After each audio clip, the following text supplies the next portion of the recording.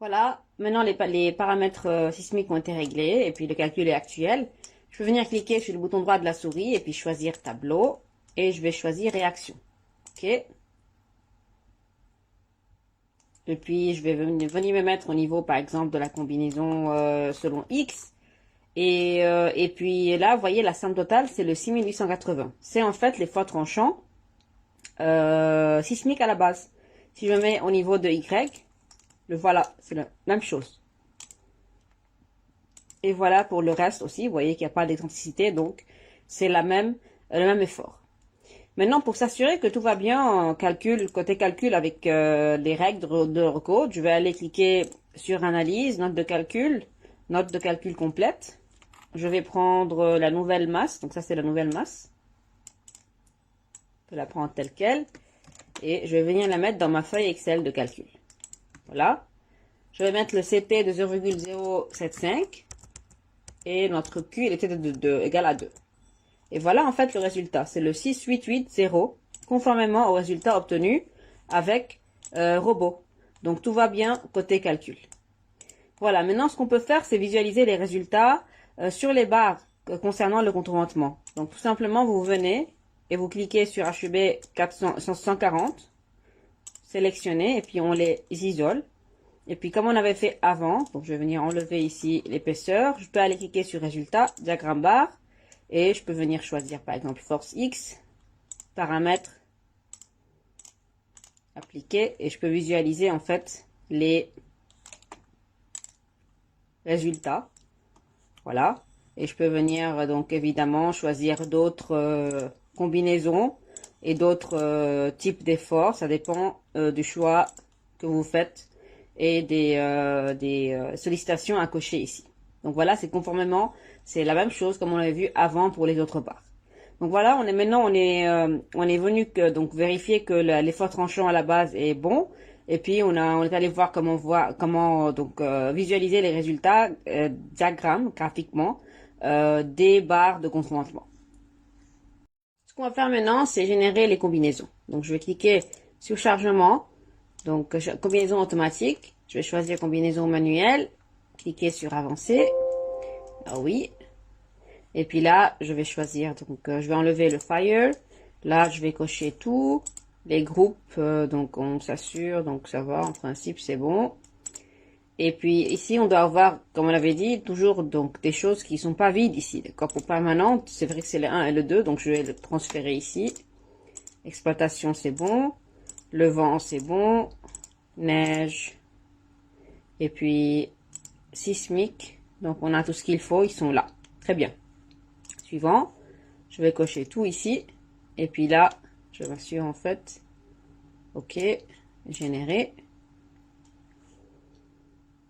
Puis si je viens voir le résultat ici, vous voyez qu'il y a toutes les combinaisons qui ont été générées. Voilà. Vu que maintenant le calcul a été fait, on est prêt pour aller donc faire le dimensionnement de nos éléments. Donc en premier, je vous conseille d'aller refaire le dimensionnement de vos éléments, donc les colonnes et les poutres. Donc vous pouvez tout simplement cliquer sur dimensionnement, dimensionnement barre acier. Vous venez ici cliquer sur famille. Nous, on avait déjà déterminé les familles. Donc, ça, c'était le 1Y Rafters. Et puis, je pense, le 15, c'était le 4 poteaux. Donc, c'est de 2 jusqu'à 16, en principe. Donc, vous mettez ici 2 jusqu'à 16. Et pour le LU, vous venez ici, cliquer sur liste. Et puis, cliquer sur combinaison. Choisir type au début. Toutes sortes de combinaisons accidentelles. Et après, choisir ELU, évidemment. Et puis, aussi rejoindre toutes les combinaisons. Fermer. Et là, vous cliquez sur calculer. Et là, ça prendra un temps. Je vais pas le faire. Ça va prendre un temps qui est énorme. Mais lorsque vous cliquez sur calculer, vous allez avoir, comme on l'avait vu avant, une section qui est optimisée pour chaque barre. Et vous n'avez qu'à cliquer sur changer tout pour affecter les changements à votre modèle. D'accord?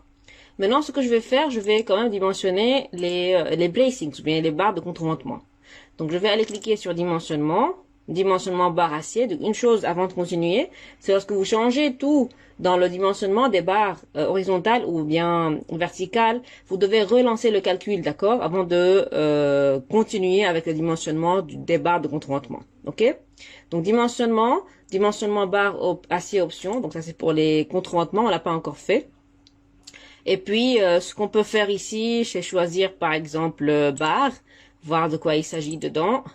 Ok, 1, on peut choisir en fait cette définition des barres. Ok, fermé. Et puis, on peut maintenant passer au dimensionnement des barres acier. Et puis là, on va devoir créer en fait nos familles pour les barres associées au contreventement. D'accord? Donc, je vais cliquer ici sur Nouveau. Je vais avoir 17. Et puis, les sections, la liste des pièces déjà, je dois aller me mettre ici. Et puis, je vais mettre au niveau groupe. Donc, je vais choisir un bracing. Voilà. Et puis, je mets le curseur ici.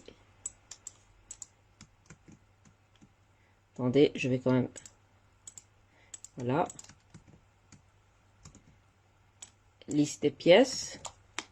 Je vais nommer le premier groupe un bracings. Et puis les sections, je m'assure en fait. Voilà, il y a tous les HEB, très bien. OK. Et puis, je vais cliquer sur OK. Ensuite, je vais cliquer sur Nouveau, 18. Je vais nommer ce nouveau groupe de bracings. Je viens ici. Attendez, là, j'ai dû faire une petite erreur, c'est pas grave. Donc là, je vais quand même enlever tout ça. Je vais cliquer sur deux bracings. Voilà la sélection qui a été faite. Je prends la sélection, je la mets ici. Voilà. Et là, je vais nommer deux bracings. Enregistrer. Je vais cliquer sur Nouveau, 19. Donc, c'est 3 bracings.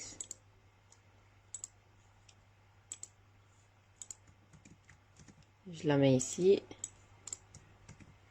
Et là, je vais nommer le 3 bracings. OK. Enregistrer. Nouveau, 4 bracings. Et là, je vais venir me mettre ici. Donc, 4 bracings. Et je me mets ici. Voilà. Enregistrer. Nouveau, 21. Donc, 5 bracings. Je peux venir mettre tout ça ici. Voilà. Et je clique sur enregistrer. Je m'assure que tout va bien. Donc 16, 17, c'est un bracings. 17, 18, 2 bracings. Voilà, 19, 20 et 21. Très bien. Donc c'est en fait du 17 jusqu'au 21. Donc je viens ici et je mets de 17 jusqu'à 21. Et puis au niveau de l'ELU, donc je peux fermer ça maintenant. Liste, donc combinaison, type, je sélectionne les accidentels et je viens choisir aussi l'ELU de là jusqu'à la fin. Je clique sur fermer et puis normalement c'est bon, on peut lancer le calcul.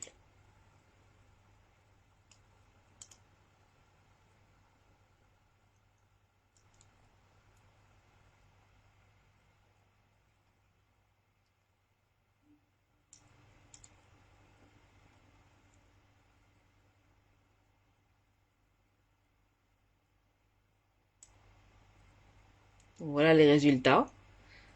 260, 240, etc. 200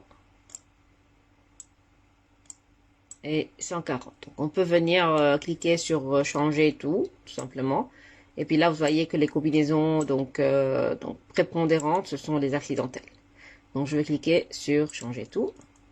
Oui. Et puis, on peut aller contrôler comme on l'avait fait avant. Donc, par exemple, je contrôle pour l'étage 5 que j'ai un HEB 140, là un HEB 200 par exemple. Fermer, enregistrer. Je reviens ici. Et puis, si je sélectionne par exemple une barre qui est là, je viens au niveau géométrie. Vous pouvez contrôler, voilà, c'est l'HEB 140. Et puis là, je vais avoir plutôt un HEB 200. Et puis là, un HEB 240, etc. D'accord? Donc voilà pour le dimensionnement. Ce sont des étapes qui sont assez classiques. On avait déjà introduit avant. Donc vous n'avez qu'à faire la même démarche pour faire le dimensionnement de votre modèle chez vous.